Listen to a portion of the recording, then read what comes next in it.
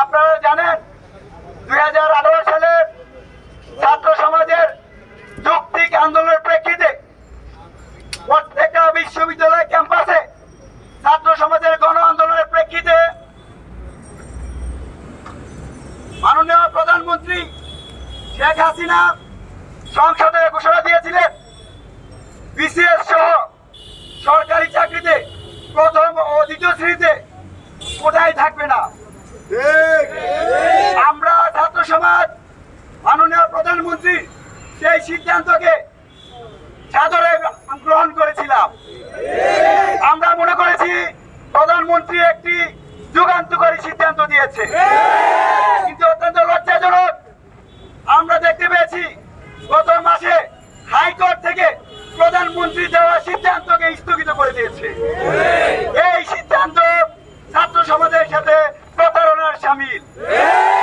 আমরা স্পষ্ট করে বলতে চাই, ছাত্র সমাজ মেধার ভিত্তিতে চাকরি পেতে চায়, ছাত্র সমাজ চাকরিতে সমান অধিকার পেতে চায়।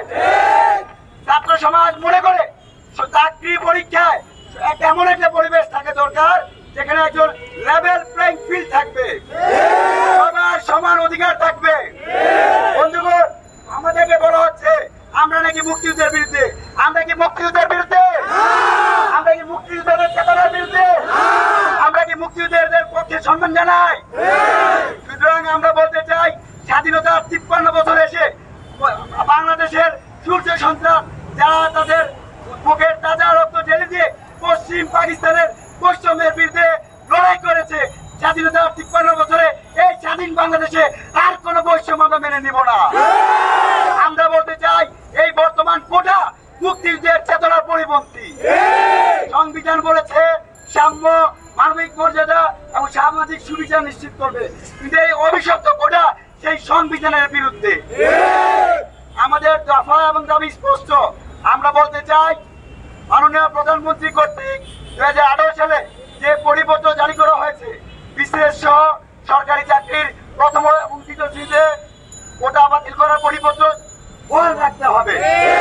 দ্বিতীয়ত হচ্ছে, শুধু প্রথম এবং দ্বিতীয় শ্রেণীতেই নয়, সরকারি চাকরির তৃতীয় ও চতুর্থ শ্রেণীতে অযৌক্তিক কোটা বাতিল করতে হবে।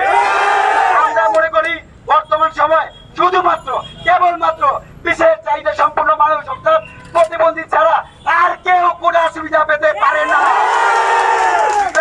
যৌক্তিক পর্যায়ে আমাদের বিশেষ সুবিধা বঞ্চিত মানুষ যারা আছে, আমাদের বন্ধুগণ ভাই, তাদের জন্য 1% 2% কোটা রেখে দিতে পারে। আমরা বলতে চাই, এই যে 1% 2% বা যৌক্তিক পর্যায়ে যাদের কোটা দেওয়া হবে, তারা শুধুমাত্র একবারই সেই কোটা ব্যবহার করতে পারবে, একাধিকবার কোটা ব্যবহার করতে পারবে না। আমরা বলতে চাই, যদি কোটায় পদ শূন্য থাকে, সেই শূন্য পদগুলোতে মেধার ভিত্তিতে নিয়োগ দিতে হবে। একই সাথে আমরা বলতে চাই, ছাত্র সমাজের প্রতিনিধি হিসাবে, সচেতন নাগরিক হিসেবে, শিক্ষার্থী হিসেবে একটি বাসযোগ্য নিরাপদ বাংলাদেশ তৈরি করার লক্ষ্যে আমরা দুর্নীতিমুক্ত মেধাবী আমলাতন্ত্র নিয়োগের জন্য আমরা প্রস্তাব দিচ্ছি। আমাদের 4 দফা দাবি স্পষ্ট। এর ব্যত্যয় ঘটলে ছাত্র সমাজ 2018 সালে যেভাবে প্রত্যেকটা জায়গায় দুর্বার আন্দোলন করেছে, আমরা আবারও প্রত্যেকটা বিশ্ববিদ্যালয় কলেজ ক্যাম্পাসে দুর্বার আন্দোলন করে দেব।